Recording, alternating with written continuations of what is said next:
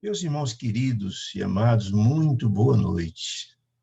É sempre um prazer muito grande, uma alegria, encontrar a cada um de vocês para darmos continuidade aos nossos estudos dessa obra maravilhosa, A Vida no Mundo Espiritual. Esse acervo maravilhoso de obras que veio ao lume da humanidade pelas mãos venerandas de Francisco Cândido Xavier, esse grande benfeitor, esse grande trabalhador do Cristo, através também de André Luiz, esse amigo espiritual que deu uma contribuição tão grande aos irmãos que estão matriculados na Escola da Vida, trazendo conceitos tão importantes como uma espécie de repórter do mundo espiritual, portador de mensagens tão importantes e sublimes que visam despertar nossos espíritos. Nós estamos estudando a terceira obra dessa coleção, chamada Missionários da Luz. Aliás, nós estamos já praticamente concluindo esta obra. Vamos estudar hoje o capítulo 17. E essa obra é interessantíssima. Ela tem dois suportes, ou dois pontos de apoio que são explorados muito bem nessa extraordinária obra. O primeiro deles é a questão da reencarnação, esse instrumento que Deus concede aos seus filhos, é o meio pelo qual visamos atingir o fim do processo evolutivo, da renovação, da transformação, mas também da mediunidade, esse instrumento maravilhoso que Deus concede, para que esses medianeiros, e o médium significa medianeiro entre dois planos, possam ser portadores maravilhosos de informações tão ricas, que buscam despertar na alma humana informações, conceitos, ensinos extraordinários. Muito bem. Então, o capítulo de hoje, nós vamos dar continuidade nesse assunto da mediunidade, né? Nós estudamos no capítulo passado incorporação, né? E hoje vamos estudar a doutrinação, que é uma área interessantíssima. A doutrinação, ela é muito importante porque o doutrinador faz um papel importante, papel interessante de conversar com os espíritos sofredores que incorporam nos médios, na sala mediúnica. Então, ele é um misto de psicólogo, né? Porque vai trabalhar com espíritos bastante sofredores, muitos infelizes, ignorantes. E há que ter muito amor, muita renúncia, muito equilíbrio. O bom doutrinador é aquele que tem sensibilidade para compreender e entender a dor dos que se comunicam e buscar trabalhar esses espíritos no sentido de despertar para a luz. Muitos que incorporam não sabem sequer que desencarnaram. Então, há que ter uma sensibilidade muito grande, né? Quem quiser ter uma compreensão maior a respeito deste assunto, aconselho dar uma lidinha no capítulo 11 do livro dos missionários, dos livros Os Mensageiros, que é a segunda obra da coleção, onde fala da experiência de Bellarmino, doutrinador, que faliu em sua missão. E a gente vai ter uma compreensão da absoluta importância do doutrinador, de ter ele consciência do seu trabalho.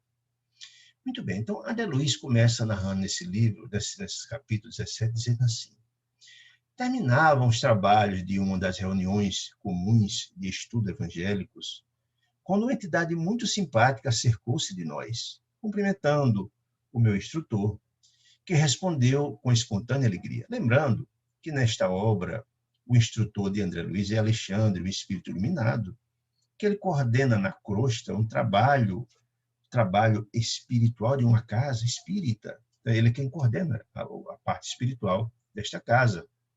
E André Luiz, trabalhador maravilhoso que o é, em nosso lar, tem múltiplas tarefas, mas nos seus momentos de folga, de lazer, enfim, ele dedica-se, coloca-se a serviço de Alexandre para aprendizados. E ele tem curiosidades importantes, notadamente a respeito de mediunidade, de reencarnação, não só para dilargar seus conhecimentos, mas também porque estava ele preparando essa extraordinária obra que lograria a humanidade de tantos conhecimentos interessantes. Então, ele está narrando que no final de uma dessa reunião de trabalho, na crosta, na casa espírita, no final, Alexandre e ele receberam uma entidade simpática, que era uma mãezinha afetuosa, mostrando preocupações e pedindo ajuda de André Luiz para interceder por um filho espírito desencarnado que se encontra na região das trevas. Ela fala, pede o concurso e ajuda a intercessão de Alexandre, mas só conhece o filho infortunado Marinho, disse ela, que é prisioneiro dos poderes sombrios, ou seja, que habita a região das sombras, é um espírito sofredor, né? Mas que, no entanto, diz ela, agora há uma possibilidade boa de se renovar, depois de tantos anos de sofrimento, né? E ela, a mãezinha, vem pedir a ajuda de Alexandre, o auxílio para essa alma infeliz, né? Mas Alexandre, como conhecia muito bem tanto a senhora que buscava essa ajuda, como também o espírito Marinho, disse a ela, escuta, mas é uma nova doutrinação que a senhora está me pedindo? Pois, se é uma nova doutrinação, certamente Marinho já tinha passado por algumas doutrinações que não tinham sido exitosas, né? Por isso a pergunta dele. Ela disse, sim, Alexandre, é uma nova doutrinação. Ele disse, olha, inclusive, com relação a isso, eu já pedi a ajuda, o apoio de vários amigos espirituais aqui da casa, que se prontificaram a ajudar, no sentido de trazê-lo até aqui a casa, a participar da sessão de doutrinação. E todos se comprometeram a ajudar nessa tarefa interessante, né, diz ela. Então, Alexandre pergunta, mas escuta, senhora, e Marinho está disposto a essa transformação interior? Porque se não está disposto, não haverá êxito. Não tem como se buscar renovar alguém se não tiver interesse. É como se levar alguém que está doente ao médico e ele não ter... O médico fazer um diagnóstico e ele tomar o remédio, jogar o remédio fora, não vai adiantar nada. Não. Ela disse que não, mas ele está disposto. Olha, diz ela, faz mais de 10 anos que eu procuro dissuadi-lo dessa região do mau caminho, das sombras, né? Disse ela, eu tenho tentado fazer tudo para esclarecê-lo, para iluminar seu coração, mas até agora não tenho obtido resultado, disse ela. Porém, disse, agora, ela disse, segundo ela, observe disposições algo modificadas. Ela disse, olha, eu fico feliz porque noto mudança dele, né? Disse a mãezinha. Eu sinto que não sinto o mesmo entusiasmo ao receber ele, Marinho, não sente o mesmo entusiasmo ao receber as sugestões malignas das entidades infelizes, revoltadas. E assim entedia com isso, tem tédio das posições equilibradas, está enfastiado das práticas do bem, que antigamente ele recebia com alegria as sugestões do mal, das entidades infelizes, mas agora estou entediado com isso. Já chego até a sugerir, de vez em quando, a ele, a conduzi-la à prece solitária. Aí, veja que maravilha, ele já está entediado, ele está entediado com a sugestão do mal, e já até, vez por outra, consigo levar ele à prece. Claro, com fundo de rebeldia ainda, porque mudar nós sabemos que é muito difícil, essas observações, entre parênteses, sempre são minhas. Ele sabe que mudar é muito difícil, não é mudar não é uma coisa assim fácil, é só estalar de dedo, não. Mudar é um processo, né? Mas, por isso que eu estou solicitando, em tom de súplica, sua ajuda, né? Que eu achei chegado o momento, um instante de ele se renovar, disse ela. E eu preciso muito da sua ajuda para reintegrá-lo na cena do bem, disse ela. Eu tenho empenhado todas as minhas afeições puras com esse propósito, disse ela, né? Só Alexandre, roga ela com carinho. Alexandre, conto demais com seu apoio decisivo para ajudar meu desventurado filho. Eu até me julgo culpada, disse ela, Alexandre, me julgo culpada por essa situação dele, né? Mas também me sinto muito cansada, uma profunda exaustão espiritual, que isso cansa muito.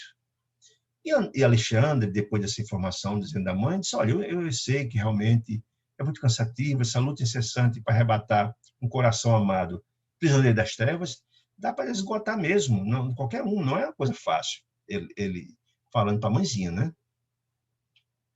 Diz, mas tenha calma, querida, disse André Luiz. Marinho permanece agora entediado, e se ele está entediado, já fica mais fácil ajudar o seu espírito a se renovar, né? Isso é uma coisa, um passo importantíssimo, disse ele. Já que já está mais fácil desse modo da gente. Porque se ele não tivesse propenso a mudar, não valeria muito a pena, porque ajudar quem não quer ser ajudado fica difícil. Mas como ele está entediado, acho que é um bom caminho, né? Mas a senhora fique tranquila que eu farei tudo que vier ao meu alcance para ajudá-lo, disse ele.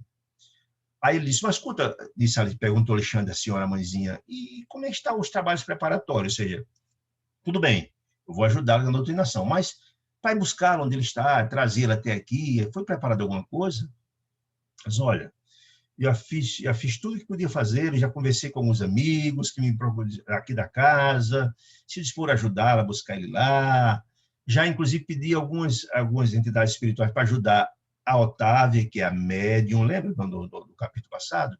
Aquela senhora idosa, uma médium dedicada, que tem um marido que é grosseiro, que dificulta o seu processo, o seu trabalho na casa espírita. Deve estar lembrado, quando a gente estudou incorporação no capítulo passado. Muito bem. Porque para um trabalho de trazer uma entidade revoltada das sombras, o médium precisa de muita ajuda, é uma tarefa muito difícil. Aí a mãezinha disse, olha, eu já pedi ajuda, inclusive, com as pessoas que se disporam, inclusive, a ajudar a Otávia para ela se fortalecer e tal. Aí a André Luiz, depois que Alexandre, depois que escutou isso da mãe, disse, olha, fique tranquila, eu estarei presente no dia da doutrinação, farei tudo que tiver a meu alcance para ajudar ele, a favor dele, pode ficar tranquilo. Aí, quando terminou esse diálogo entre a mãezinha e Alexandre, André Luiz conversando com André Luiz pergunta a Alexandre, mas por que essa doutrinação em ambiente dos encarnados? Porque essa doutrinação é feita do mundo espiritual, a pergunta dele é nesse sentido. Né? Semelhante medida é uma imposição de trabalho ansioso, ou seja, é obrigatório que esse trabalho de ansioso seja feito aqui na carne, entre os encarnados. Alexandre disse, não, de jeito nenhum. Tem vários agrupamentos no mundo espiritual, do nosso plano, que fazem esse trabalho. Em nosso lar, por exemplo, no Ministério da Regeneração, que é um dos 4 ministérios ligados à Terra, o da regeneração é o que pega os quadros mais dramáticos, fica mais próximo da crosta, do trabalho, dos casos mais difíceis. Tem vários tarefeiros lá, tarefas muitas de iluminação dos transviados no Ministério da Regeneração. Mas não só em nosso lar. Em vários postos de socorros próximos ali à crosta, ali o umbral, etc., vários postos de socorro e organizações de emergência que tem vários núcleos avançados de serviço nessa ordem. Então, tem muitos. Não, pode perfeitamente ser feito no mundo espiritual, disse Alexandre, orientando André Luiz. Em determinados casos, porém, disse Alexandre, a cooperação do magnetismo humano, ou seja, do fluido humano, da parte anímica dos fluidos humanos, pode influir, pode ajudar, né? Pode trazer benefícios aos espíritos de si. Mas não constitui um fator de imprescindível, não. Agora, tem outro aspecto interessante, segundo ele. O concurso dos médios, ou seja, a doutrinação junto aos encarnados, aos médios encarnados, ela é importante, inclusive, para os trabalhadores da casa, segundo ele, né? Porque tem ensinamentos vivos, né? Além de poder ajudar o espírito desencarnado, sofredor, ignorante, a gente também tem benefício para os trabalhadores da casa, que ouvindo as dores, os relatos, os sofrimentos, entendendo as consequências das ações, da lei de ação e de reação, que são histórias contadas pelos espíritos sofredores, e isso traz grandes ensinamentos aos trabalhadores da casa, aos médios, os que trabalham na sala mediúnica, né? São ensinamentos vivos, de grande valor, pois ouvido na carne. Isso, olha, por exemplo, ajudando as entidades equilibradas, se ajudarão a si mesmo. Por quê? Porque na hora que a gente ajuda alguém, o bem feito, o primeiro beneficiário é quem faz o bem, né? O bem passa por ele para chegar a alguém. Então, ele é o beneficiário disso. Isso vai estar como serviço prestado, anotado no prontuário espiritual. Isso é importante. Isso ajuda a crescer os trabalhadores. Esse trabalho edifica o trabalhador. O doutrinador que vai conversar com a entidade feliz, de tanto doutrinar, falar sobre o Evangelho de Jesus, mesmo que ele não pratique todos aqueles ensinamentos, e é natural, que se praticasse tudo, possivelmente estaria em outro plano, não estaria aqui, né? Mas de tanto falar e ver as dores e as modificações que atingem as entidades sofredoras, eles também assimilam informações. Além de ser o portador do benefício, então, é de grande valor para os encarnados e para os encarnados. Traz benefício às entidades encarnadas, mas também aos trabalhadores, diz ele. E então, aí André Luiz, curioso, como sempre, pergunta, mas escuta, por que com o espírito iluminado, que era o caso da mãezinha sofredora, estava ali, em serviços consecutivos por alguém que se comprazia nas sombras? A pergunta, por que alguém, numa situação dessa, vem aqui advogar pelo filho, vem lutar pelo filho que está em uma situação tão sofrida, né? Boa noite, senhor Maurício, tudo bem? Bom falar com o senhor. Abraço. Boa noite. Abraço, meu amigo. Estamos falando sobre o capítulo 17, viu? Eu sei, eu cheguei atrasado. Sem problema, seja muito bem-vindo. Muito bem, então ele diz o seguinte, olha, por que uma mãezinha, então, busca a ajuda de um filho renitente ao bem, que não deseja o bem? Pergunta de Luiz Alexandre, né? Aí a André Luiz disse, olha, seria justo, a André Luiz pergunta, carregar coração maternais de filhos impenitentes? Perguntou ele. Ou seja, é justo que uma mãe sofra tanto por um filho? Se o senhor puder fechar só o som, o microfone do senhor Maurício, está dando uma interferência, está um pouquinho Desculpa, pronto. Não, está tudo certo, desculpa. Maravilha. Não, está ótimo, meu querido. Aí até André Luiz, até Alexandre, então, explica, meu amigo, o amor é um sentimento grandioso, é um sentimento inquebrantável, né? Primeiro, a mãe, quando vê um filho sofrer, não deixa de socorrê-lo, né? Nós sabemos que dentre o amor, o mais puro é o amor de mãe, nós sabemos disso, né? São muitos os relatos na doutrina espírita de mães amorosas, queridas, que buscam socorrer os seus filhos no mundo espiritual. Basta ver o exemplo de André Luiz no livro Nosso Lar, né? Que a mãezinha, espírito abnegado, grandioso, não só socorre e consegue resgatar André Luiz do umbral depois de 8 anos, mas também socorre 2 irmãs que estão lá no umbral também. E o marido Laerte, veja, o caso do marido Laerte dela era um espírito difícil. Quando encarnado, tinha 2 amantes e prometeu mundos e fundos essas amantes.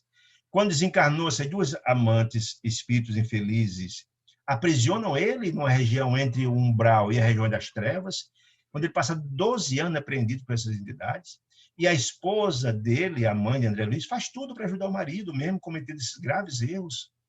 E depois de um gesto de renúncia grandioso, quando ele reencarna, ela, além de recebê-lo, aceita encarnar com ele, para ser como esposo de novo, também recebe as 2 mulheres que aprenderam ele no mundo espiritual, 2 amantes, como filhas. Olha que gesto de renúncia extraordinário. Então, o amor é esse gesto de grandeza. E as mulheres, o amor de mãe é grandioso demais. Vimos o caso de Matilde, que busca resgatar Gregório, no livro Libertação. Passou 350 anos lutando para resgatar o filho da região das trevas, né? Vimos nesse próprio livro que tem a história de Antônio, que estava próximo a desencarnar, e a mãezinha recorre aos préstimos de Alexandre, pedindo intercessão para ele, porque ela pede uma moratória para Antônio, que estava para morrer de uma trombose dramática, e pede para acudi-lo para que ele não desencarne, para que ele possa ter tempo de resolver algumas questões outras. Veja o amor com esse sentimento inquebrantado, e o amor de mãe é forte demais. Ele também começa a explicar, olha, essa pobre mãe que nos procurou, André Luiz, ela é uma mãe em luta. Aí André Luiz, curioso, disse, mas quem é esse filho dela? Olha, esse filho dela foi um sacerdote na Terra, foi um padre. E André Luiz ficou muito surpreso, mas escuta, um padre, um sacerdote, mas que coisa. Nós sabemos que os religiosos, notadamente os sacerdotes, passam pelo seminário e têm um curso bastante aprofundado e longo sobre o Evangelho, sobre a Boa Nova de Jesus, tem grandes compreensões a respeito do Evangelho, né? Sem dúvida nenhuma. Ele fica surpreso, mas como é que alguém com tanta informação quanto alguém que foi seminário padre está na região das trevas? André Luiz fica assim, questionando. E então Alexandre dá uma explicação muito interessante. Olha, os desvios das almas que recebem tarefas de natureza religiosa são sempre mais graves. E é natural. Que a quem mais é dado, mais é cobrado. Não dá para argumentar a ignorância de alguém que estudou tanto o Evangelho. E André Luiz, para que André Luiz tenha todos esses cuidados, André Luiz está trazendo algum caso de um padre que estava na Região das Trevas, mas antes, nos livros missionários, ele traz 2 ou 3 capítulos falando só sobre os espíritos espíritas que faliram em suas missões. Espíritos passaram 20, 30 anos no mundo espiritual se preparando para trabalhar como médiums, como doutrinadores, e faliram dramaticamente. Faliram por imprevidência. Então, ele quer nos dizer com isso que as pessoas, os espíritos de qualquer religião, não importa qual, mas se ele tem toda uma base, tem toda a orientação preparada grandemente no mundo espiritual, e vem e fale, as responsabilidades são maiores, e é muito natural que aquilo seja, né? A quem mais é dado, mas é cobrado. Não dá, por exemplo, você pegar, por exemplo, um juiz, um promotor, um advogado que conhece da lei, que vai cometer crimes. A lei tem que ser mais rigorosa com eles, e é natural. Então, não está me dizendo isso, né? Aí eles, olha, existem padres que não obstante toda a preparação, que vão para suas paróquias, ao invés de cumprir ou de exercitar e vivenciar o Evangelho de Jesus, como está tão posto nos exemplos extraordinários do próprio Mestre Jesus, né? Mas que faz um trabalho meramente burocrático, que busca ter a vantagem dos cargos que ocupam, ao invés de trabalhar os filhos do Calvário, é para isso que eles foram preparados, é para assistir os sofredores que buscam, as pessoas que buscam a casa espírita, que buscam um templo religioso, evangélico, ou uma igreja, que vão com o coração despedaçado, de sofrimentos, vão vulneráveis. E essas pessoas têm que ser acolhidos, assistidos com muito amor e muito carinho. E alguns se aproveitam dessa fragilidade para tirar vantagens pessoais, econômicas, ou até vantagens sexuais. Tem tantos escândalos sexuais ultimamente envolvendo religiosos, que é dramático. E louvo demais o papel maravilhoso e corajoso do Papa Francisco, que teve um ato de muita coragem, enfrentando os atos de pedofilia dentro da igreja, que há se bater palmas a atitude do Papa Francisco, e é assim que tem que ser feito, né? Porque as repercussões, alguém que está imbuído de um representante de Deus para minimizar as dores e os sofrimentos e tira proveito de alguém numa situação como essa, então as repercussões, espiritualmente falando, são muito grandes, estava dizendo. Essa é a mesma coisa, um padre que recebe uma atribuição dessa e abusa, como um médico sem amor, que vai fazer um trabalho de curar e não cura, só pensa em ganhar dinheiro, ou um advogado que não prima pelo cumprimento da lei, as repercussões serão dramáticas, espiritualmente falando, estava dizendo, né? Explicando toda a situação. São pessoas que estimam só seus interesses imediatos, querem honrarias, né? Esquecendo o papel daquele apóstolo, daquele líder que tem um papel de assistir as criaturas em uma situação difícil. Então, essas criaturas, quando voltam ao mundo espiritual, que tem que prestar suas contas, na hora da prestação de contas, as repercussões serão dramáticas. Estão dizendo isso, né? Para explicar por que o padre Marinho está nessa situação, né? Então, alguns se encastelam, e quando chega o mundo espiritual, ao invés de entender que cometeu efetivamente graves erros e buscar se retificar, não, se revoltam. Se revoltam porque vão reivindicar um céu, se acham no direito do céu, quando, na verdade, não cumpriram suas missões, cumpriram desatinos, né? E se revoltam, viram o gênero do mal, das sombras. É o caso desse irmão, infelizmente. Estava explicando o caso dele, né? Essas pessoas, né, que cometem desvios terríveis, né, vão ter consequências dramáticas, né? Furtam-se a lei do testemunho próprio, no campo das virtudes edificantes, né? São pessoas que, na verdade, não cumprem suas obrigações e voltam ao mundo espiritual numa situação muito difícil, né? Só pensam em tirar vantagens. Muito bem. Acostumado a tão difícil aquisição, acostumado com modos operantes aqui na Terra de aquisição de vantagens pessoais, acho que no mundo espiritual é possível fazer a mesma coisa. É possível negociar com Deus e vai ter uma vaguinha no céu, alguma coisa assim. Não é possível isso, né? Disse ele, né? Porque não fosse defrontar com a lei divina. O que é que diz a lei divina? A cada um conforme as suas obras, não é?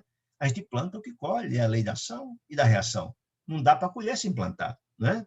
E muitas dessas pessoas, diante dessa situação dramática que viu descumprir as suas missões, se revoltam, entram em desespero e viram criaturas infelizes, né? E que criam sérios problemas. Demoram, às vezes, muito tempo a se renovar. Isso normalmente é comum ver esse tipo de criaturas revoltadas, criando sérios problemas na reunião das sombras, sendo eles ministros religiosos, de qualquer religião. Né? De qualquer religião. E, infelizmente, a gente tem visto tanto isso, né? Algumas pessoas que, em vez de cumprir o evangelho de Jesus, a Boa Nova, a luz do evangelho, com todos os ensinamentos de Jesus, de humildade, de amor, de fraternidade, de caridade, de benevolência, indulgência e perdão, ao contrário, faz das suas missões religiosas profissões e constrói fortunas explorando os outros. Estamos vendo tanto isso aí, exigindo absurdo de doações de bens, de bens vultuosos com interesses materiais, né? Esquecendo o exemplo de Jesus. Jesus não tinha absolutamente nada. Jesus não estava preocupado em templos luxuosos, nem coisa nenhuma. Ao contrário, Jesus pregava o seu evangelho de amor, levava consolação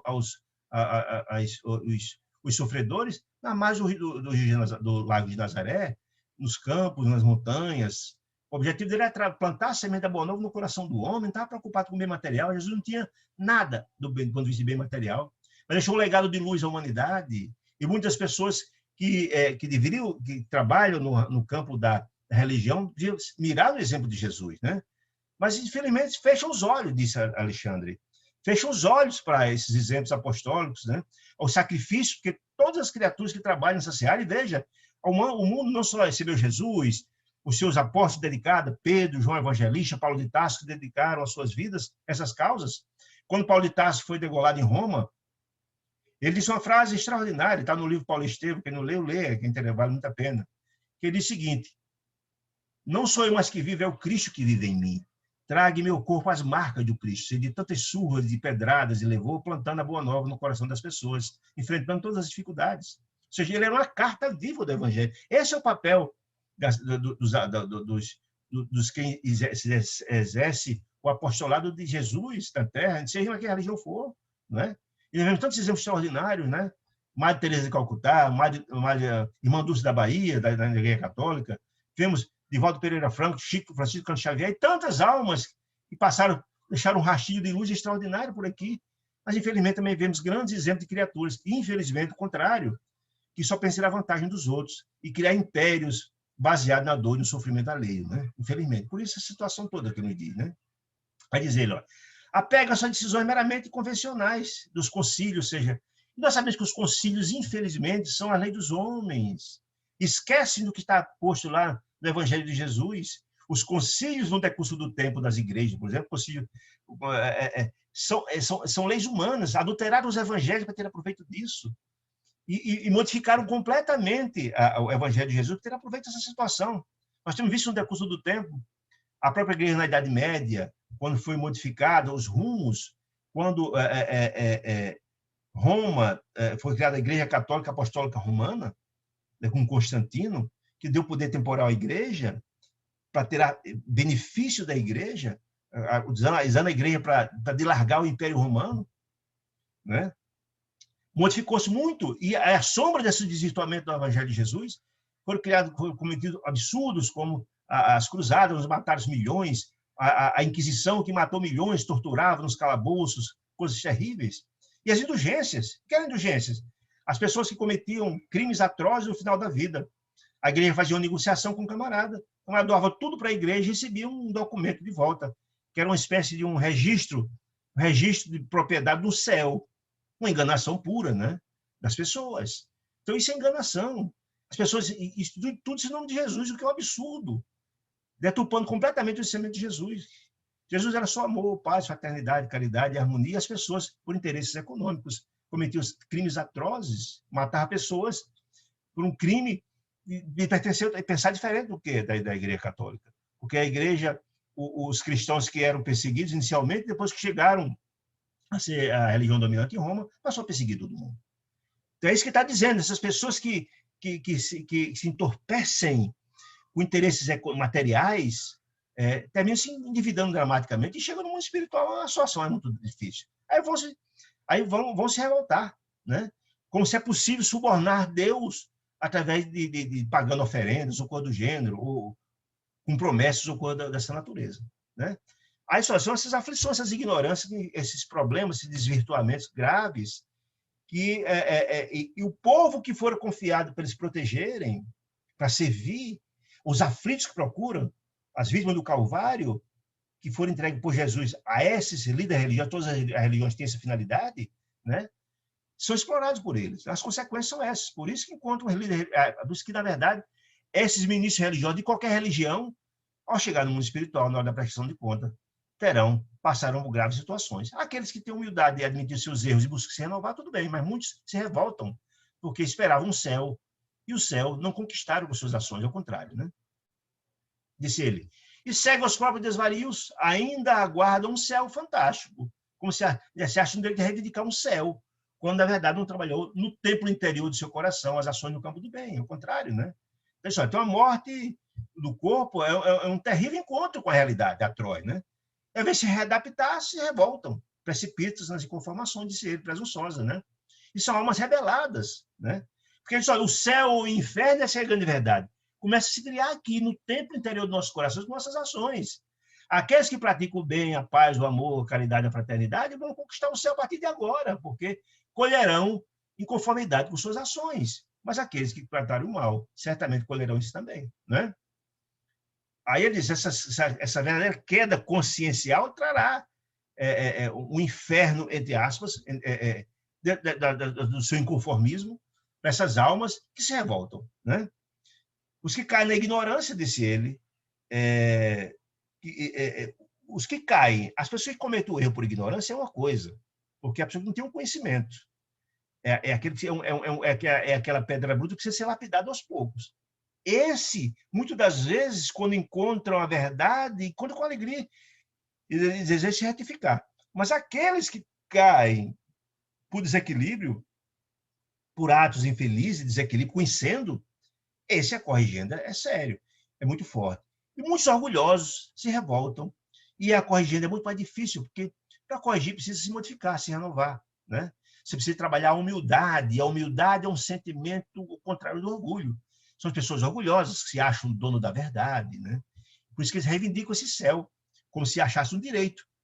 E precisa se trabalhar, se renovar, fazer sua reforma íntima, precisa trabalhar em seu coração a humildade para ver a restauração. Por isso não é fácil. Por isso que, na verdade, esses religiosos, quando falam em ser de que a religião seja, sempre enfrentarão uma realidade bastante dura de si. Mas se o erro, disse André Luiz, perguntando a Alexandre, se o erro voluntário pertence ao sacerdote, ou seja, se foi ele que errou, por que a mãezinha tem que sacrificar tanto nesse sentido? A pergunta de André Luiz a Alexandre. Disse André Luiz, Alexandre, há renunciações sublimes, meu filho. É o amor, né? As pessoas que renunciam, que colocam a sua vida para benefício dos outros. O próprio André Luiz tem o exemplo da própria mãe, que colocou a sua vida a serviço dos filhos, André Luiz, os irmãos e o próprio marido, né?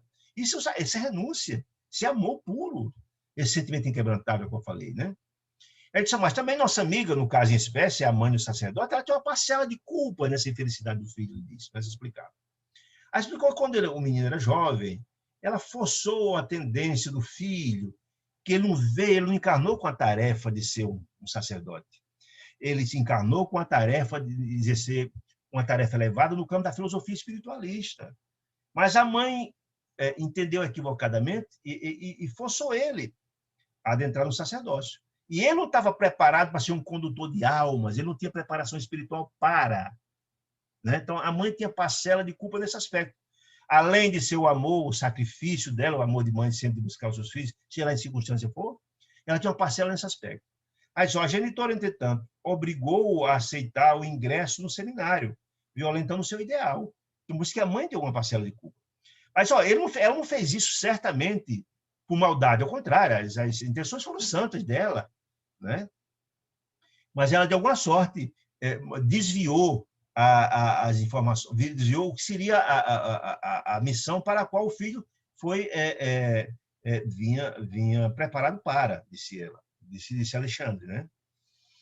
Essa informação ela é interessante para a gente aprender também a respeitar as tendências de nossos filhos, no ponto de vista, no que diz respeito à sua orientação profissional. Ninguém deve impor as coisas, deve orientar os filhos, mas deixa eles seguir seus caminhos, né? Isso é importante a gente compreender, né? Eu lembro demais que minha filha mais velha, que é psicóloga e mora na Austrália hoje, ela começou, eu sou promotor de justiça, e aí, de alguma sorte, orientava ela a fazer direito, etc. E ela, em princípio, relutou, mas terminou passando na universidade, no vestibular para direito. Fez 2 semestres e não quis mais de jeito nenhum. E disse, papai, eu não quero fazer outro vestibular, e eu deixei ela seguir o caminho dela, é o direito. Eu acho que é o certo. E hoje não. Hoje ela é psicóloga na Austrália e está muito feliz. Isso é que é importante. Ele tem que respeitar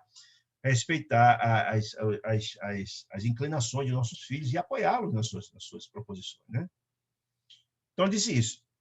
Aí, então, a André Luiza questiona de novo. Todavia, sente-se no dever de partilhar o sofrimento do filho, diz Alexandre, né? Explicando que ela tinha uma participação também no processo todo, né? Mesmo que não tivesse, o amor de mãe é tão grandioso que sempre está ao lado dos filhos para minimizar e recolocar ele no caminho do bem, né?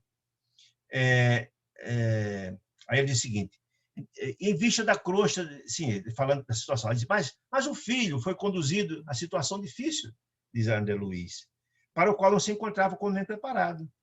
Será tão grande a culpa dele? O André Luiz está questionando a culpa do sacerdote que veio ficar numa situação como essa, já que, de alguma sorte, ele foi induzido pela mãe. Aí André Luiz Alexandre explica com muita beleza, assim, olha, a genitora errou pela imprevidência, ou seja, ela encaminhou ele para um caminho que não deveria. Mas ele faliu pelos abusos criminosos, ou seja, ele adentrou, mesmo que não tinha talento, por que não saiu depois? Mas não, ele faliu porque cometeu abusos criminosos, cometeu atos abusivos, etc, etc, etc. Isso é, seria mais ou menos o seguinte: você abre as portas de um castelo para alguém, e a pessoa entra, deixa a pessoa entrar no castelo, e essa pessoa, depois de entrar no castelo, né, aí destrói os tesouros que lá se encontram, né, colocar sobre seus olhos. Ou seja, a pessoa que deixou você entrar no castelo, deixou com mal das boas vontades, né? E se ela chegou lá, dilapidou aquele patrimônio, é a mesma coisa que você não pode ser culpada por essa situação, né? Se o filho não estava preparado para ser padre, podia ter deixado, mas podia ter feito da melhor maneira possível. Se ele cometeu abusos e desequilíbrios, vai responder por isso. Por isso disse Alexandre que a mãezinha carinhosa vai sim, será efetuada a retificação, por isso o sofrimento dela, e está lá lutando para se redimir. Mas o filho expiará pelas graves faltas que cometeu. Ele entra em detalhes aqui exatamente dos crimes que foram cometidos por Marinho, mas fala que ele cometeu graves erros, né? E se vai expiar, porque certamente cometeu crimes, né? Sem dúvida nenhuma, né? Então isso é que é importante a gente entender. Isso não vai elidir a culpa dele, porque a mãe, de alguma forma, induziu ele a entrar no sacerdócio, né? Muito bem. Essa explicação encerrou a palestra, teve aquela conversa e tal, e quando foi à noite, então, André Luiz seguiu juntamente com um grupo que iria buscar Marinho para participar da sessão de doutrinação, né? Segundo ele, eram 4 entidades que estavam a caminho para buscar. Era Alexandre, o instrutor dele, a mãezinha do rapaz, do sacerdote, e André Luiz e um outro companheiro, né? Ele disse. Mas eles ficou muito surpreso quando tinha dentro dos 4 do grupo um senhor de nome Senésio, que funcionaria como intérprete. Olha que informação interessante. Seria intérprete do grupo dos 4 junto ao padre, ao rapaz, ao sacerdote, né? Intérprete por quê? Porque esse Sinésio tinha sido, na última encarnação, também padre. Portanto, era mais fácil manter o contato, porque conhecia eles dois com a mesma indumentária, facilitaria o contato. Primeira questão que era interessante. Essa é uma questão. E segunda coisa interessante, fato interessante colocado aí, que ele também tinha um padrão vibratório parecido, ou seja, não era um espírito evoluído, digamos assim, já era um espírito renovado, mas que tinha um padrão vibratório mais próximo dele, podia ser visto por ele, podia ser enxergado por ele. E os demais, nem Alexandre, nem a mãezinha do sacerdote e nem Alexandre, poderiam, porque tem faixa vibratória diferente. Eram espíritos mais elevados, ele não conseguia enxergar, porque era faixa vibratória diferente.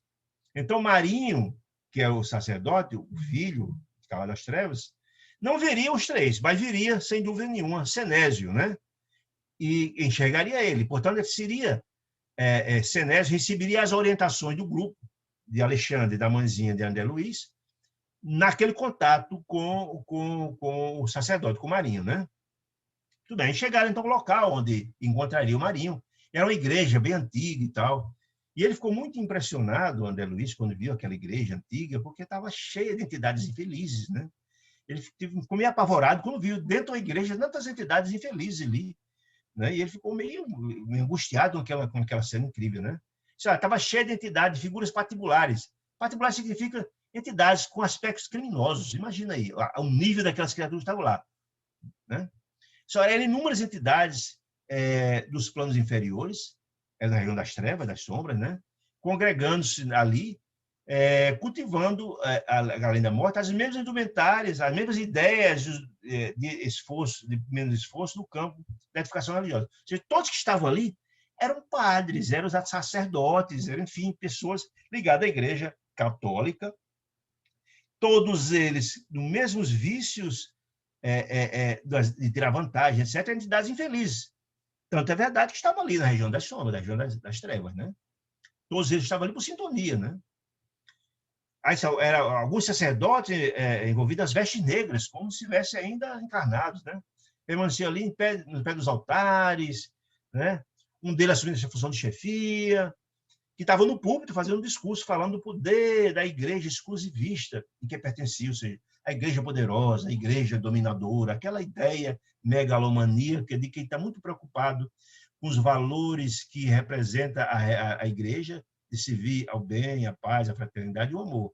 Está preocupado com a dominação. Foi esse desvio que colocou a igreja, que fez com que a igreja se desvirtuasse desde o período desde lá de Constantino, de Roma, dando poder material, que cometeram abusos absurdos, como a Inquisição e tudo mais, etc. Essas pessoas, ao invés de seguir o Evangelho de Jesus, estavam preocupados só com as preocupações e com as dominações, os poderes de comando que a igreja exercia diante da coletividade. Não estava preocupado com o fim social, com o fim amoroso, com o fim de renovação e transformação, que tem que ter todas as religiões. Porque, gente, o que muda as pessoas não são as religiões. A gente precisa entender isso. As religiões, diz André Luiz, no livro Mensageiros, as religiões são instrumentos, são criação de Deus. Todas são importantes, todas são caminho para Deus. Mas o que muda as pessoas são o que a gente faz com os ensinamentos trazidos pelas religiões. Isso é que muda as pessoas. Se a gente albergar essas informações que todas as religiões trazem, são importantes, e colocar em prática na vida, está tudo bem. Mas não é pelo fato de dizer que eu sou católico, eu sou espírita, eu sou evangélico, como alguns dizem, não, eu sou evangélico, eu sou não sei o quê, estou salvo. Isso é uma bobagem. O que nos faz a pessoa ser melhor é a renovação, a transformação. Ou seja, são os conteúdos das religiões colocados em nossas vidas. Se a gente coloca as nossas vidas e passa a ser um instrumento de Deus, colocando os ensinamentos, está tudo bem. Mas não é só o fato de dizer que eu sou espírita, as pessoas acham que o fato de ser espírita, quando chega no mundo espiritual, vai ser um diferencial, vai diretamente para o nosso lar. Isso é um equívoco. O que foi feito da missão que lhe foi posta, que foi confiada, o que foi feito dos bens, o que foi feito dos filhos que foram confiados, foi trabalhado bem. Quando chega no mundo espiritual, nem queria saber que religião você tinha, nem que religião você tinha. Isso não tem a menor importância. Lhe será perguntado, sem dúvida, o que foi feito da missão que Deus lhe confiou. Isso é que importa. Volto a dizer, não são as religiões que transformam ninguém. O que transforma as pessoas são os conhecimentos que as religiões trazem, desde colocados em prática. Isso é que importa. Isso é que nos muda ou não em relação à vida. Muito bem. Disse André Alexandre, não estranhe. Os desesperados, os preguiçosos também se reúnem, ou seja, por sintonia, não é? As criaturas que têm o mesmo pensamento, o mesmo sentimento de infelicidade, etc., se atraem por sintonia, né? Aí só, como acontece com as criaturas rebeldes aqui na Terra, disse ele, no mundo espiritual também é assim, por sintonia, né? Muitos males são praticados por essas infelizes inconscientemente. Quando eu falo inconscientemente, você tem que entender assim. Muitas pessoas na Idade Média, muitos padres, muitos religiosos, achavam que aqueles absurdos que eram cometidos, por exemplo, nas cruzadas ou na Inquisição, era certo. Eles achavam que estava ajudando a causa de Deus, prendendo pessoas, torturando pessoas e matando, sendo absolutamente contrário ao Evangelho de Jesus. É muito fazia isso por ignorância, por desconhecimento, mas achava que era o certo. Achava que era o certo. Mas comete grandes males, como também continua. Mas essa mesma ignorância, a mesma cegueira no mundo espiritual, cometendo grandes males, disse ele, né? Como pode entronizar a ignorância esse ponto? André Luiz questionando, né? Se foram criaturas informadas quanto à verdade, né? Por motivo ainda de se entrega para tudo mal. André Luiz questionando a Alexandre. E Alexandre diz que essa ação maléfica, inconsciente, né? É fruto dessa cegueira, dessa falta de compreensão, dessa falta de sensibilidade, né? Ele diz, olha, mas respondi a tudo, disse André Luiz. Por que contrassenso a alma ciente da distância que o separa da carne não se rende à lei do bem? André Luiz estava impressionado com aquela cena dantesca, do monte de ex-padres cometendo coisas, continuam no mundo espiritual fazendo cometendo os mesmos erros de antes, né? Aí Alexandre explicou, sim, meu amigo, está certo, mas escuta, decorrido mais de 2000 anos que Jesus esteve aqui conosco, o ensinamento de Jesus, a renunciação dele, o sacrifício de Jesus, desde a manjedoura do seu nascimento até a cruz, o sacrifício na cruz, tudo aquilo, essas criaturas todas têm consciência, têm compreensão disso, mas não introjetaram isso em seus corações, cometeram guerras absurdas. E eu lembro da história das cruzadas, em nome de Jesus. Exterminaram uns aos outros, se acharam no direito. Não sei se os irmãos lembram disso, mas as cruzadas foram protagonizadas pela igreja, com a finalidade de buscar no Oriente o túmulo de Jesus. Nós sabíamos que o túmulo de Jesus estava vazio. Nós sabemos que o corpo de Jesus não foi lá encontrado. E que interessaria o corpo de Jesus? Jesus ressuscitou, o espírito dele se foi, então não tinha interesse, era meramente material. Está dizendo isso. Ele cometeu absurdo, a Inquisição, torturas, crimes, etc, etc, tudo no nome de Jesus. Essa ignorância, infelizmente, continua a estar colocando isso. Infelizmente, algumas pessoas não despertaram para isso. O exemplo de Jesus não fora assimilado por muitas pessoas que não vivem isso ainda até hoje, né? E continuam cometendo absurdos em nome de Jesus. Né? Aí só, essa ignorância é antiga, não é de hoje, disse ele. E essas pessoas, a gente acham no direito de exigir céus automáticos, como se fosse assim. Na verdade, o processo de elevação, a felicidade, é uma conquista do espírito. Ela não cai, as coisas não acontecem, o processo de renovação, Deus deseja a felicidade de seus filhos, nós temos que conquistar isso através da prática do bem. E o instrumental material didático para trilhar no caminho do bem é exatamente o Evangelho de Jesus, é a vivência dele.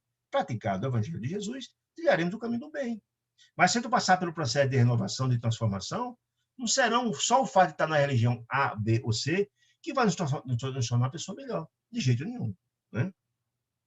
É fácil compreender isso. Quem lê o livro Voltei, psicografado por Chico, que narra a história de Frederico Figner, vai saber disso.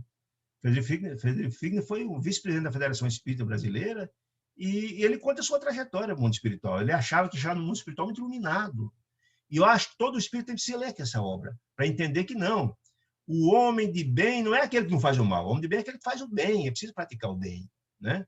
E Frederico Figner vem contar a sua história para nos alertar que não é o fato de a gente pertencer a uma determinada religião que se transforma em criatura melhor que o outro, não. Ele conta sua trajetória para estimular cada um de nós a abrir nossas mentes, que é preciso trabalhar no campo do bem incessantemente. Muito bem. Mas como vivem essas criaturas enturadas? André Luiz questionando vendo aquela situação dantesca daquelas entidades ali presunçosas, cometendo os mesmos erros cometidos na Terra. E ele, André Luiz, questionando isso, né? Ele disse, olha, essas pessoas estão aí no parasitismo, até despertar um dia vão cansar de sofrer, vão despertar também, né? Isso, olha, esse sentimento dessas criaturas infelizes pesa na economia do mundo. As pessoas que pensam igual a eles, têm sintonia, atraem essas criaturas, né? Os lares que têm os mesmos sentimentos são atraídos por essas entidades, né?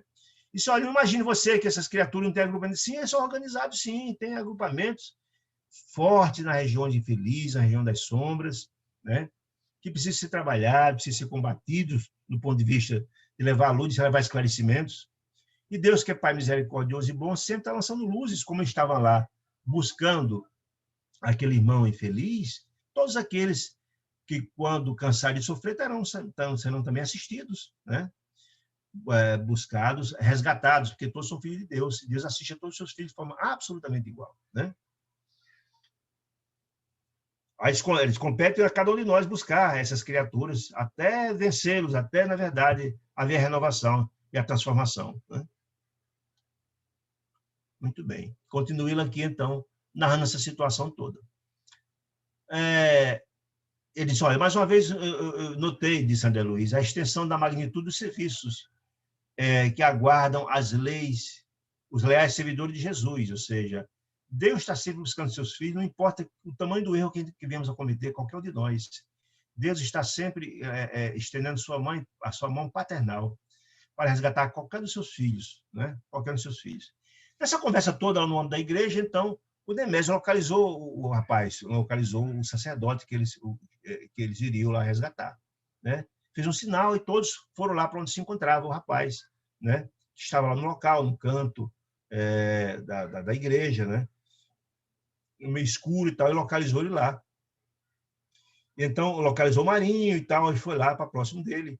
A mãezinha dele, quando viu o Marinho, o filho, o sacerdote, foi lá e envolveu muito carinhosamente, mesmo sem ele ver a mãe, mas sentiu, de alguma sorte, a influência da mãe, que se aproximou e afagou a fronte com muito carinho, né? E ele sentiu a influência da mãe, sentiu uma vaga alegria no coração com a aproximação da mãe. E é natural, a mãe, espírito bem mais elevado, mesmo que não era visível. Por que não era visível para ele? Porque a faixa vibratória dela era bem mais elevada. E o desnível vibratório era forte, ela só sentia a presença, mas não conseguia enxergá-lo, né? É preciso a gente entender isso, viu, gente? Como, na verdade, a sintonia que nos aproxima uns dos outros. Se as pessoas estão numa faixa vibratória diferente, para que, na verdade, tornar visível a necessidade de fazer uma materialização. A gente vai ver um pouco mais na frente sobre isso aqui. Tá? Muito bem. Avistou, porém, o nosso novo amigo com o qual estabeleceu um diálogo. Então, Necésio começou a dialogar, a conversar com Marinho, com o sacerdote, o filho da senhora que foi lá resgatar, que foi lá buscá-lo. Né? Diz o seguinte, quando ele viu, na verdade, Necésio também com a mesma indumentária de padre, disse, você foi também padre? Ele disse, fui, sim, disse Necésio. Aí a pergunta interessante. Mas você pertence aos submissos ou aos lutadores? Olha a pergunta que fora feita por Marinho, o espírito sofredor, o padre lá, perguntou, de repente, o benfeitor, a Necésio, que veio. Você pertence a que categoria? Os submissos ou lutadores? Entendendo submissos aqueles que mesmo cometendo seus erros, cometendo seus equívocos, mas que cultivador da humildade, evangélica, e se busca se renovar. E os lutadores são revoltados, aqueles que buscam, reivindicam o céu e se revoltam diante das falsas promessas de culto exterior, de culto exterior, como ele está colocando aqui, que foi prometido no céu que não veio, e tem que se revoltar. Então, ele perguntou, você está em qual categoria, entre um e outro? É submisso ou é lutador? A pergunta que ele fez de pronto, a Necésio, e esse diálogo sendo ouvido por Alexandre, por André Luiz e também pela mãezinha,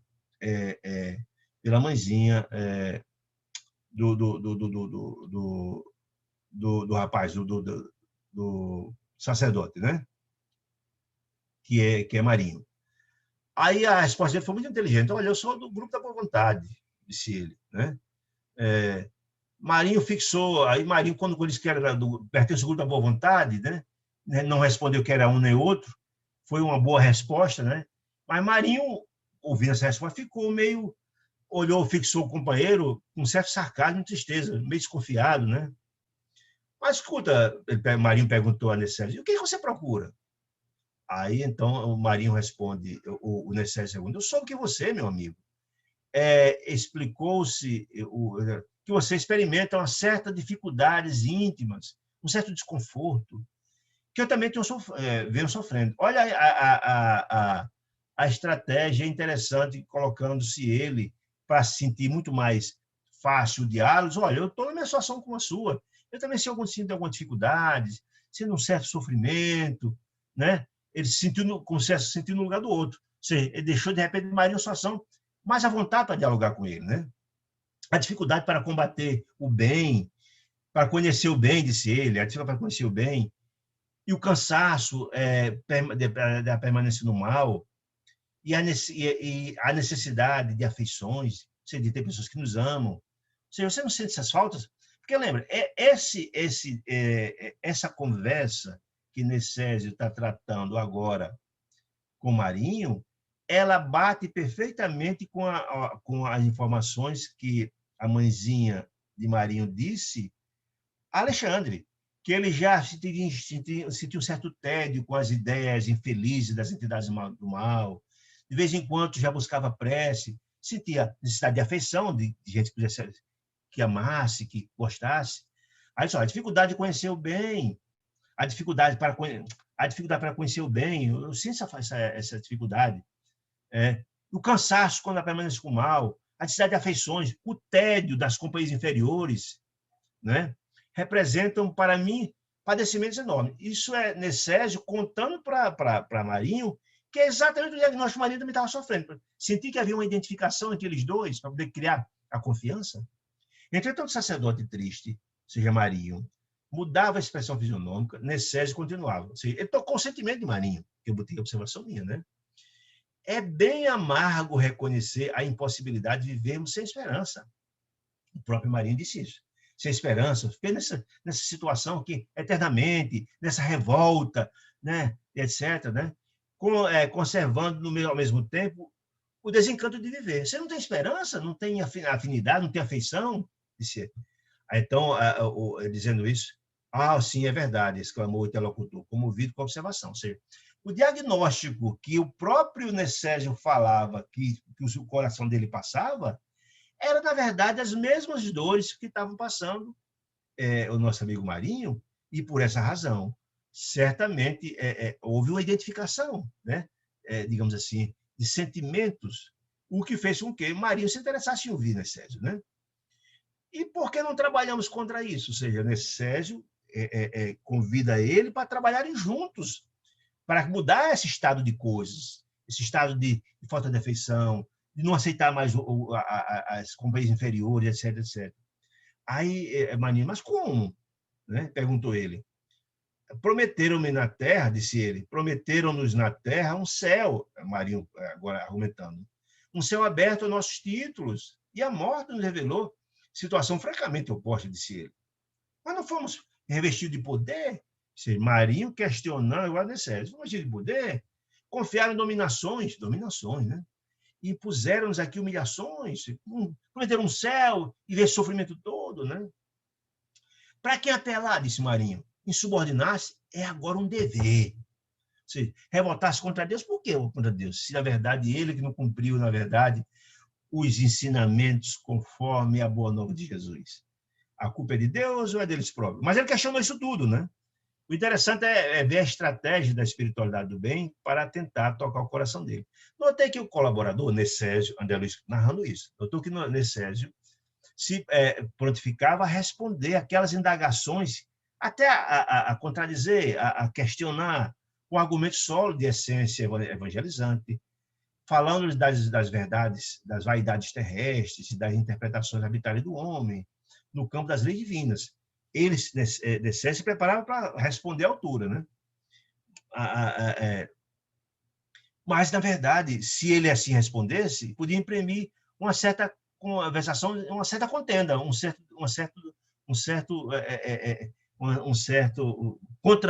contraposição. Haveria, portanto, digamos assim, um sinal contrário e poderia haver uma discussão. Então, Alexandre, que era o espírito mais elevado, que era o orientador de André Luiz, presente, imediatamente advertiu o Necésio. Porque lembra-se que Necésio via Alexandre, André Luiz e a mãezinha de Marinho, mas Marinho não via. Mas antes que Necésio pudesse imprimir a conversação, né, Alexandre advertiu bondosamente: não discuta, essa era a estratégia, não discuta, para não ir de encontro, senão vai dificultar a situação.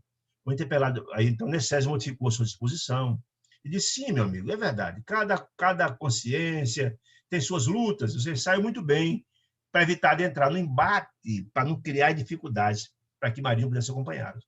Só, não venho, eu não venho disputar aqui sua renovação compulsória, não quero mudar você na marra, de jeito nenhum, em outras palavras, né? Incumbido por alguns amigos que se interessam pela sua felicidade no plano mais alto, venho convidá-lo para uma reunião. Ou seja, eu sou portador, eu sou mensageiro de entidades que o amam em esfera mais alta, que estou convidando você para uma reunião, meu amigo. Né? Eu não quero mudar você de jeito nenhum, obrigá-lo, mas estou aqui a convite dos que se interessam por você na esfera mais alta, disse ele. Desejaram acaso modificar meu rumo, como já tentaram? O que significa isso, gente? Significa assim, que eles já foram levados em outros momentos para a doutrinação e não deu certo. É outra daqueles engodos que está tentando de novo? Perguntou Marinho, curioso. Naturalmente, foram avisados, aí olha a pergunta, a Necésio afirmando, não, naturalmente, foram avisados do seu novo estado íntimo, ou seja, de que você está entediado com as orientações do mal, que você sente a falta de afeto, que você está propenso à modificação.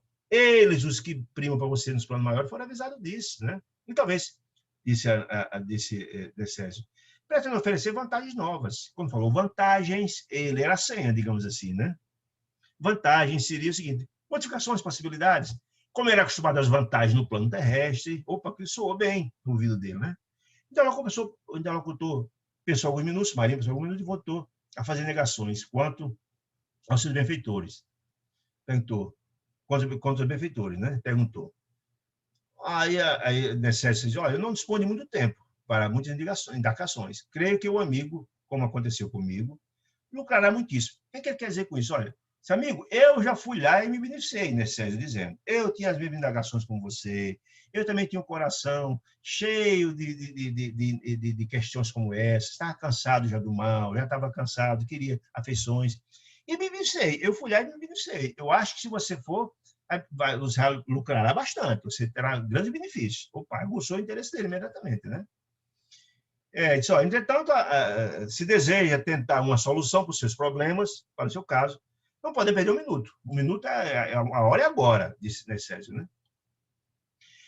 Marinho, então, ficou meio indeciso, né? Então, sua mãezinha, que estava ali próximo, desencarnada, enlaçou-se e abraçou ele com muito carinho, muita ternura e amor, e pediu-lhe mentalmente que acompanhasse o mensageiro sem citação. Ou seja, esse acesso, esse ato da mãe envolvendo nos seus braços com muito amor, criou nele uma sensação muito agradável, envolveu ele na sua imposição magnética de amor maternal, né? E isso foi, ele não teve como hesitar, né? Então, diante dessa não tem como oferecer resistência a esse vigoroso imposição magnética do amor maternal, né? Vamos seguir, né? Vamos embora, né? Ele, na hora, concordou depois desse abraço fraternal da mãe, né? Muito bem, então, Marinho deu o braço a Necésio e saíram os dois, acompanhado pelo André Luiz, Alexandre e a mãezinha dele, né? Em breve minutos, penetrava no recinto, no conhecido recinto de orações, na casa espírita, no plano terrestre, né? Quando ele chegou lá, tinha uma quantidade muito grande de espíritos, né, de trabalhadores, etc., né? E André Luiz falou que tinha um contingente de espíritos fazendo uma extensa corrente protetora da mesa, onde aconteceria a doutrinação, o protetor da mesa. E para André Luiz isso foi novidade para ele e queria saber o que significava aquilo. Então, Alexandre explicou que era uma cadeia magnética necessária à eficácia do trabalho da tarefa doutrinária, que era a vigilância indispensável para quê? Para conter entidades perversas e recalcitrantes, adentrar naquele ambiente ou, estando lá, sair daquele ambiente, tentar assaltar a sessão mediúnica ou coisa do gênero, né? Necésio, então, colocou exatamente Marinho no centro daquele círculo magnético onde está envolvido os trabalhadores, onde existia todo um cinto de proteção magnética, né? Onde tinha não só Marinho lá, mas tinha várias entidades sofredoras que foram trazidas por outros grupos com a mesma oportunidade de doutrinação, né? Colocou naquele centro. Então, Marinho, quando se sentiu naquele ambiente em que se achava, Marinho quis recuar, mas não pôde, porque tinha aquele cinto de proteção e ele não podia sair, né? Ou seja, a fronteira vibratória impediu que ele saísse, que ele fugisse, né? E então ele ficou chateado, ficou meio revoltado, e então Necésio, me sossegue, fique tranquilo, respondeu Necésio, né? Você conquistará grande ali, fique tranquilo, vai ser importante para você, fique tranquilo, né? Espere. Poderá desabafar, olha, fique tranquilo, você vai poder conversar, desabafar, falar de suas mágoas, de suas tristezas, ouvir a palavra de um orientador cristão. Vai ser uma coisa boa, fique tranquilo. Em seguida, quem sabe, disse Necésio a ele, talvez possa haver algum ente querido que se encontre em zonas mais altas. Olha que maravilha. À espera de seu fortalecimento iluminativo. Ou seja, lembra que eu fui encaminhado por alguém que zela por você? Quem sabe se essa entidade vai aparecer para você? Aí ele ficou agoniado, não quero, tal. Sabe assim a verdade, meu amigo? Ele perguntou para Necésio. Você está sabendo a verdade? Não está querendo dizer quem é essa pessoa, tal? Perguntou Marinho, né? Poderá adivinhar a procedência do socorro de hoje? Necésio perguntou. Você pode adivinhar quem foi o intermediário, quem foi que pediu para buscar você, para trazer para cá? Conseguirá lembrar quem me enviou ao seu encontro? Ele, Necésio, perguntando a Marinho, né? O sacerdote desencarna, fixou os olhos, conseguindo lembrar, conseguindo lembrar e tal. Aí Necésio, olha, foi sua mãe, meu amigo, foi sua mãe. Marinho, o sacerdote, escondeu o rosto nas mãos e prorrompeu em pranto angustioso. Ou seja, a senha, a palavra dizendo que a mãe fora portadora, fora a pessoa que solicitou a Necésio para buscar o filho, para tentar ajudá-lo, deu uma reação extraordinária, porque o doce amor de mãe é magnífico, né? Quando falou que tinha sido ele, ter sido ela, a mãezinha dele, que tinha sido a portadora do pedido, ele começou a chorar. A esse tempo, segundo diversos secundados por auxiliares, Alexandre prestava ao organismo de Otávia, e Otávia é a médium, tá? Ela estava ajudando Otávia. Por que ajudar Otávia? Não ajudar a médium. Porque receber alguém da região das trevas, haveria necessidade de uma ajuda muito maior, magnética, para a médium, que era uma tarefa muito difícil. A Otávia, o máximo de concurso fraterno. em cotas abundâncias de recursos magnéticos, tentando fortalecer a médium para poder incorporar Marinho. Essa é aquela história, né? Compreendi, disse André Luiz, que para os fenômenos de intercâmbio com desencarnados esclarecidos era necessário auxílio de nosso plano no campo mediúnico. Esclarecido que ele está falando, esclarecido com conhecimentos religiosos, que no caso era um padre, né? No caso presente, essa cooperação devia ser muito maior, ou seja, a médium devia estar muito fortalecida, porque não precisa ter conhecimento, mas era uma entidade que vinha das regiões trevosas e tinha energias muito difíceis, muito pesadas, né? Em vista da condição dolorosa e lastimável dos comunicantes, ou seja, a condição espiritual deles era bem difícil. Com efeito, a médium Otávia recebia os mais vastos recursos magnéticos de vários trabalhadores para poder incorporar. Em seguida, providenciava-se a incorporação de Marinho, né? E Otávia, assim que incorporou, né? Ficou meio excitada, porque por causa das energias difíceis, né? Ficou meio confusa, em vista dos fluidos desequilibrados que Marinho era portador, né? Mas a assistência que ela recebia da espiritualidade amiga era muito grande ali naquele momento, né?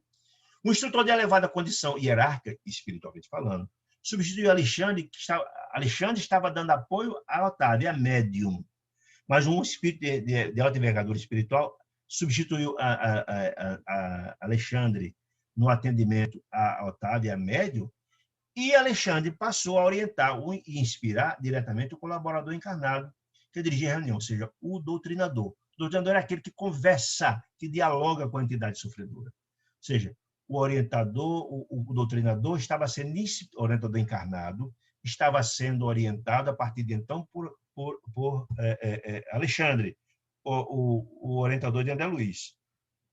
Veja, o instrutor de alta envergadura espiritual estava dando suporte a médium, Otávia, e André Luiz também, e Alexandre, que era um espírito também bastante elevado, estava orientando o doutrinador para manter seu diálogo, para poder atingir o objetivo, né? Enquanto isso ocorria, vários ajudantes de serviço recolhiam, olha que informação interessante, recolhiam do serviço, ajudantes de serviço recolhiam as forças mentais emitidas pelos irmãos presentes, ou seja, os outros que eram médiuns que estavam ali próximo, de sustentação, enfim, né? Inclusive as que fluíam abundantemente do organismo na média, ou seja, o ectoplasma de todos os componentes ali que estavam na sala mediúnica. Não só da médium, que expelia abundante ectoplasma, né? As materializações, que a gente considerou materializações e trabalhou sobre isso, mas também dos demais trabalhadores. Eles recolhiam esse ectoplasma que seria utilizado durante o trabalho, né? Esse material, disse Alexandre, representa vigoroso recurso plástico. Plástico no sentido que ele é moldável, ele pode ser utilizado para várias questões. Ele pode ser utilizado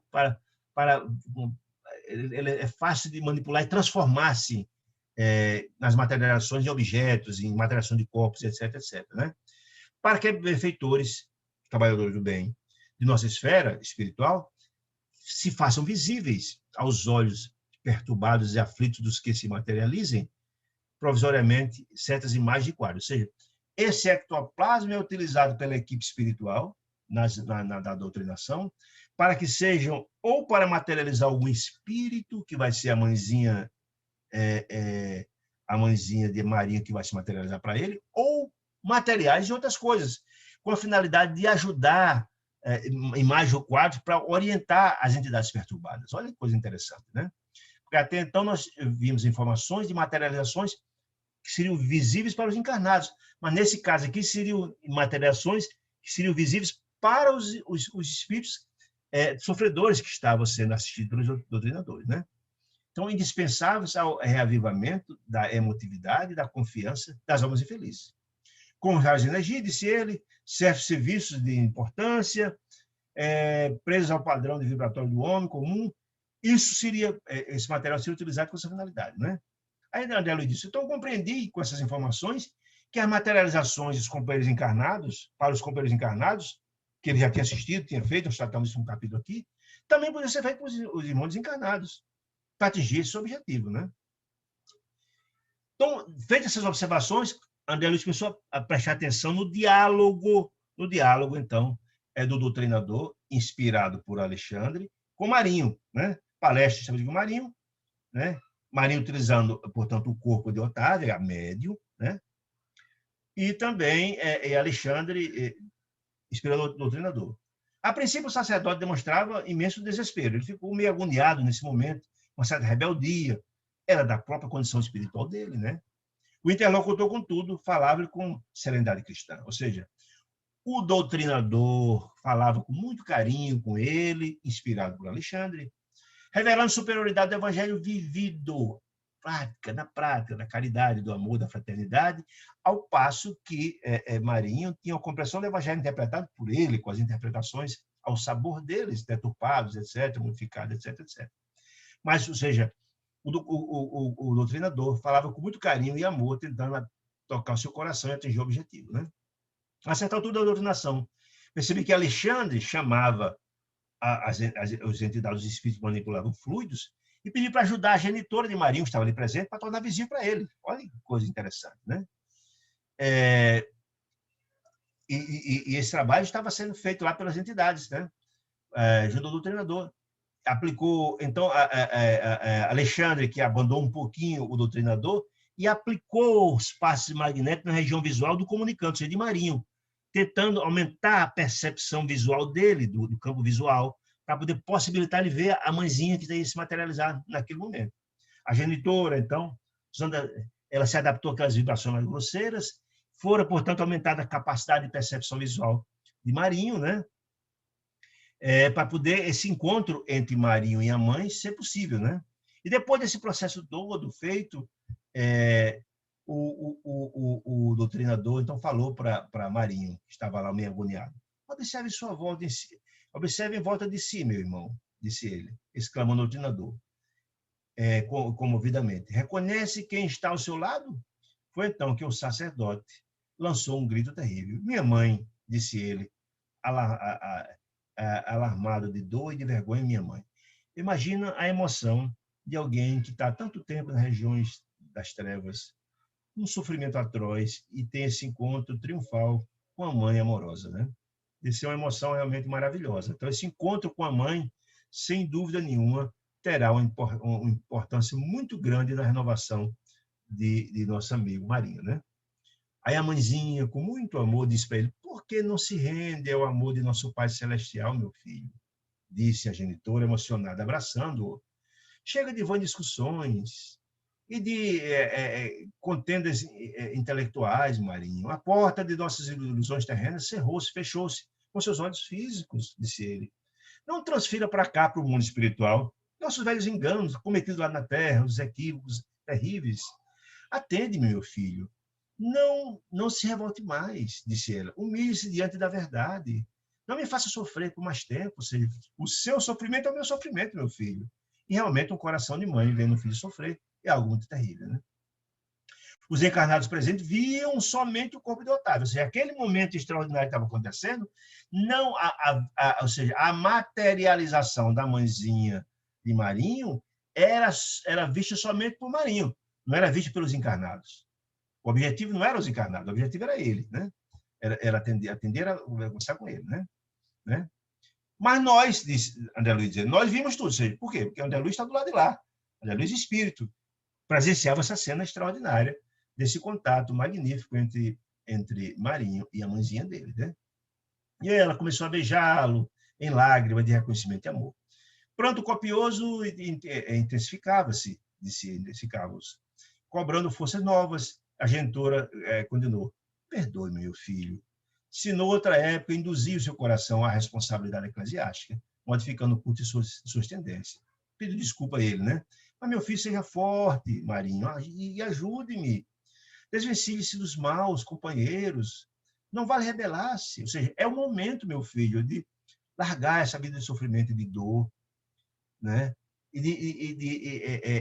de renovar o seu coração. Transforme-se, renove-se, né? Nunca fugiremos da lei do eterno, disse a mãezinha dele. Onde você estiver, a voz divina, a voz de Deus, se fará ouvir no imo da consciência. Ninguém muda as leis inderrogáveis de Deus. Revoltar contra ela não ajuda nada. Revoltar, querer exigir um céu quando você não conquistou, não tem sentido, renove-se, transforme-se, que o caminho da felicidade é para todos. Deus deseja a felicidade de todos. É preciso conquistar, de outras palavras, significa isso. Neste momento, observei que o sacerdote recordou instintivamente os amigos, tocar de profundo receio. Que amigos? Os amigos lá da região das trevas, que ele teria que encontrar de novo com eles. De repente, teve medo de voltar para lá e encontrar com a mesma turma. Agora, quer encontrar a mãezinha carinhosa, devotada a Deus, se sentia medo de regressar e do convívio com os colegas endurecidos no mal, né? Apertou a destra da mãe, a mão direita da mãe, confiando, e perguntou: ô mamãe, ô minha mãe, posso acompanhar para sempre? Perguntou a mãe. A mãe disse: por enquanto não, meu filho, por enquanto não. Você precisa quebrar todos os elos que o prendem às zonas inferiores, abandonando-os de vez. Entretanto, há que transformar a sua condição vibratória. Não dá para a gente adentrar outros mundos se você tem a condição para, você não tem ainda sede de acesso, não se renovou. É preciso que haja modificação, a sua reforma íntima, né? Através da renovação íntima para o bem, mediante a qual é possível a nossa reunião, em breve, no lar divino. Em breve por quê? Desde que você se transforme, você está em condições para se renovar, renovado, adentrar mundos novos, né? Não tenha receio, portanto, meu filho, disse ela. Providenciaremos todos os recursos necessários à sua vida nova. Fique tranquilo, você não está desamparado. Muito pelo contrário.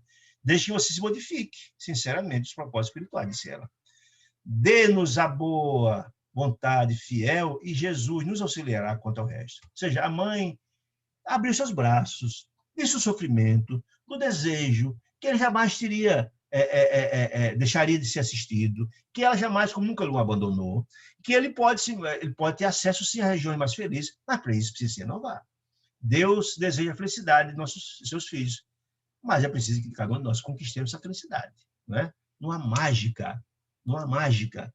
A vida, para que, na verdade, as conquistas, as modificações precisam acontecer. Né? Temos aqui, disse ela, um desvelado amigo, apontando o amigo Sinésio que estava lá. Amigo que nos prestará a sua valiosa colaboração. Ele vai acompanhar você, a tua região, e vai lhe dar toda a força. Nosso amigo Necésio, o bom irmão que eu trouxe ao nosso encontro, a meu pedido, a mãe dizendo ele, né, lhe colocará à sua disposição recursos preciosos à conduta diferente. A princípio, Maria, você experimentará dificuldades e dissabores. Será assediado pelos antigos companheiros, que agora serão adversários. Mas sem luta, meu filho, que facilita a aquisição dos valores reais, não aprenderemos onde se encontra o nosso verdadeiro lugar na obra de Deus. Ou seja, é preciso transformar-se, renovar-se, porque aí sim você estará apto a vir ficar comigo, dizia ela, né? Depois de encorajá-lo, deixou ele, Marinho, entregue aos cuidados de Necésio, que prazerosamente recebeu a missão de encaminhar a esfera de deveres novos. Olha que interessante, né? Ao despedir-se da mãezinha abnegada que voltou à nossa companhia, o sacerdote conversou ainda com o dirigente, ou seja, com o doutrinador, e o doutrinador ficou surpreendido com a mudança brusca dele. Houve uma mudança radical da forma, do ânimo dele, etc, etc, etc. Né? Fora obtido, de fato, uma dádiva do Senhor, ou seja, uma renovação, o contato com a mãe amorosa e o envolvimento com sua energia sublime e o seu pedido de coração amoroso sofreu uma modificação importante no espírito daquele rapaz, do sacerdote, né? de Marinho. A dedicação materna produzira salutares efeitos naquele coração exasperado e desiludido. Né? Marinho não poderia ser arrebatado das sombras e da luz. As coisas não acontecem assim, mas recebeu o auxílio fraterno, nosso auxílio fraterno, e utilizaria os elementos novos para colocar-se a caminho da vida mais alta, disse ele. Ele ficou admirado com a justiça de Deus, né, que fornecia valorosas sementes que, na verdade, trabalhadas, poderiam dar grandes frutos. Né? Mas, olha, não foi só Marinho atendido naquela noite. Outros grupos também que foram levados, seus sofredores também, por intercessão de espíritos amigos, também foram atendidos, né, pelos seus tutelados para a doutrinação, né, disse ele. E o magnetismo, ou seja, o ectoplasma, foi usado em larga escala, em todos eles, como foram utilizados para a materialização da mãezinha de Marinho, para possibilitar o encontro entre eles, também foi utilizado em larga escala pelos instrutores. salientando-se de um pobre, falou o exemplo de um pobre negociante, um comerciante, que ainda ignorava estaria morto. Isso é tão comum, infelizmente, a gente vê no mundo espiritual. E muitas entidades que passam, às vezes, 20, 30 anos sem saber que desencarnou. Acham que estão vivos, querem continuar aqui junto às famílias e não entendem ainda a situação. A ignorância ainda é muito forte, né? Esse negociante, esse comerciante, era um deles. Ele achava que continuava vivo, né? Demonstrando uma certa teimosia, dizendo que estava vivo, estava vivo, estava vivo. Em face à verdade, um dos orientadores espirituais, lá da doutrinação, orientadores, na condição hierárquica de Alexandre, no mesmo patamar, impondo-lhe sua vontade vigorosa, fê-lo ver o comerciante. A distância, o despojo, seu corpo em decomposição. Em decomposição. Imagine que cena dantesca. Só ele acreditou que efetivamente tinha morrido. O infeliz, examinando o quadro, gritava lamentosamente, rendendo-se, por fim, à evidência dos fatos. Veja que coisa interessante, gente. Teve que manipular, possivelmente, os despojos dele, talvez pelo ectoplasma, para poder entender que ele tinha desencarnado. Se não visse. Mas os instrumentos que a espiritualidade utiliza no sentido de despertar as entidades espirituais para seguir o seu caminho, entender que desencarnou, que precisa seguir a nova, adaptar-se ao mundo espiritual e renovar-se, né? O infeliz, examinando o quadro, gritava lamentosamente, rendendo-se por fim. Tá? Em todos os serviços, o material plástico, ou seja, o ectoplasma, recolhido das emanações dos colaboradores encarnados, satisfez eficientemente. Ou seja, foi utilizado em larga escala com a finalidade de mostrar aquelas entidades sofredoras realidades que eles duvidavam, com a finalidade de convencê-los, de despertar a nova condição deles, né? Como foram utilizados para materializar a mãezinha de Marinho, com a finalidade de despertar neles, de muitos ainda renitentes às realidades que estavam vivenciando, né? Muito bem. Não era mobilizado apenas pelos amigos de mais nobre condição, que necessitavam fazer-se visíveis aos comunicantes. Era empregado também na fabricação momentânea de quadros transitórios e dessas formas, que agiam beneficamente sobre o ânimo dos infelizes que foram levados, com o propósito de ser doutrinados, em luta consigo mesmo. Um dos necessitados, que estava ali, um dos atendidos, que tomara um médium sob forte excitação, ou seja, chegou bastante revoltado, quis agredir os componentes da mesa, tão agressivo que estava na tarefa de auxílio fraternal. Eu estava ajudando ele, ele queria agredir. Veja o estado de ignorância e de excitação que estava essa entidade. Antes, porém, que pudesse em prática o sinistro desígnio, André Luiz dizendo, narrando, vi que os técnicos de nosso plano trabalharam ativos na composição de uma forma sem vida própria, ou seja, pegaram o ectoplasma e confeccionaram, né, um esqueleto sem vida própria, que trouxeram imediatamente, encostaram no provável agressor. Era um esqueleto de terrível aspecto, que ele contemplou, a entidade agressora, de alto a baixo, pondo-se a tremer, humilhado, esquecendo o triste propósito de ferir benfeitor. Veja, a estratégia da espiritualidade dá um choque de realidade nele, para ele entender a situação que ele se encontrava. Utilizou desse artifício, né? Há muitos relatos na doutrina espírita de fatos desta natureza. Nós vamos ver muito isso, que o ectoplasma é utilizado para também a materialização. Por exemplo, a gente vê lá no livro Libertação, no encontro sublime entre Matilde e Gregório, né? Na parte final, Gregório era um espírito profundamente trevoso, que ele era uma espécie de juiz numa cidade das trevas, uma criatura que passou mais de 300 anos cometendo graves erros muito sérios. E a estratégia da espiritualidade também fora isso, nós vamos estudar isso em breve, né? Mostrando de que, no momento, nesse local aprazado, e que ele muito revoltado, muito agressivo, a mãezinha dele também se materializou e foi um encontro extraordinário. Ele veio para agredir e a mãe apareceu na hora e foi um resgate extraordinário, muito emocionante, por sinal. É uma obra maravilhosa que vamos trabalhar em breve, né? Vamos ver casos outros, vamos estudar a próxima obra, depois desse, o livro 4, Obreiro da Vida Eterna. Outro caso de um padre semelhante a Marinho, chamado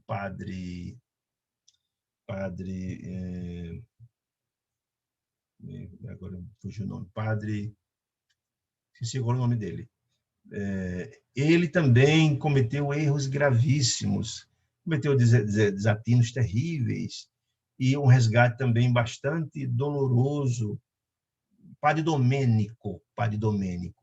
Um caso muito interessante, onde vê as repercussões dos atos cometidos, né, e as repercussões da lei de ação e reação, né? E ele passou situações muito dramáticas e também fora resgatado por interferência da própria família, da própria mãe, dos próprios, no caso de uma pessoa muito querida dele, e ver a presença de Deus que assiste sempre seus filhos, não importa que grandes equívocos venhamos a cometer. Mostra o amor de Deus que seus filhos todos, não importa que eu venha cometer, sempre estarão sendo assistidos pelos emissários de Deus, né? Então, o ectoplasma é utilizado em várias circunstâncias, não só, volto a dizer, para a materialização de espíritos diante dos encarnados, e não é muito comum hoje a sessão de materializações, mas já foi muito mais comum no passado, com Ana Prado, com o Peixotinho, que era um extraordinário médium, materializações. O próprio Chico fez muitas materializações. Chico tinha praticamente todas as faculdades mediúnicas.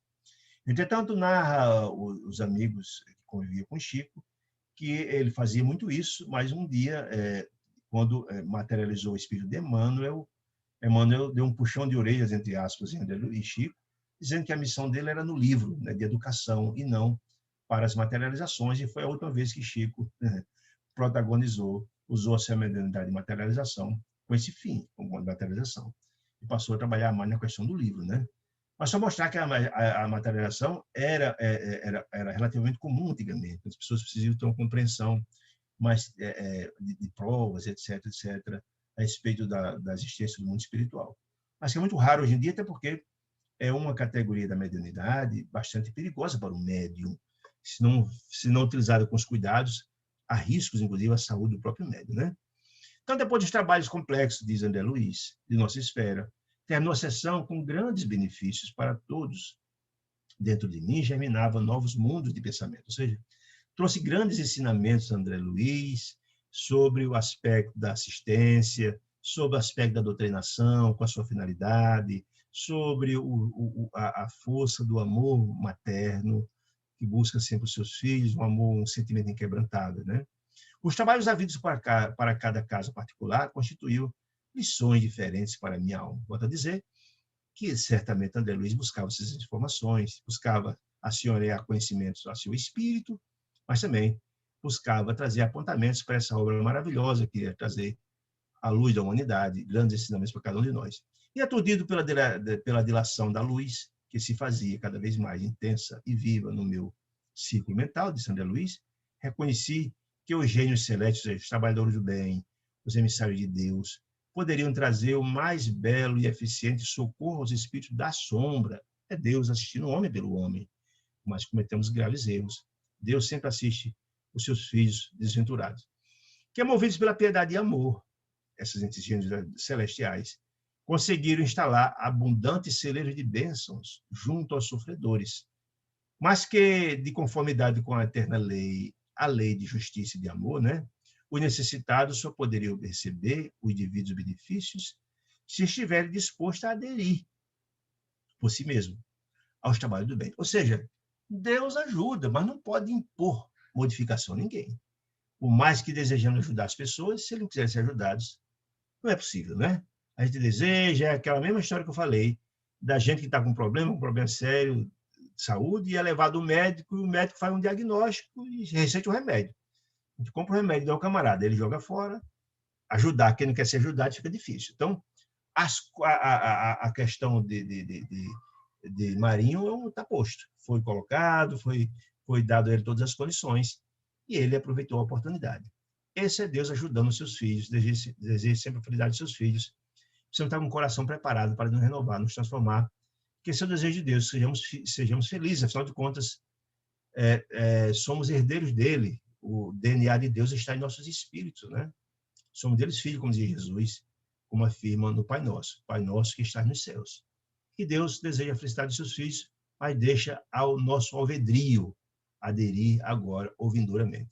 Então, meus irmãos, São essas informações desse capítulo interessante sobre doutrinação, que traz informações preciosas sobre a assistência de Deus, vivenciado, nesse caso aqui, dentro de uma sessão, de uma sala mediúnica, com a intermediação do emissário do bem, que faz esse papel de interlocutor entre as entidades sofredoras, levando conhecimento e informações.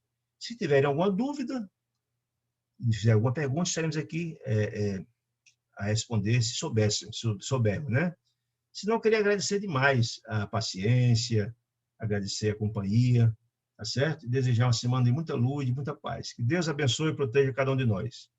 Boa noite, muita paz.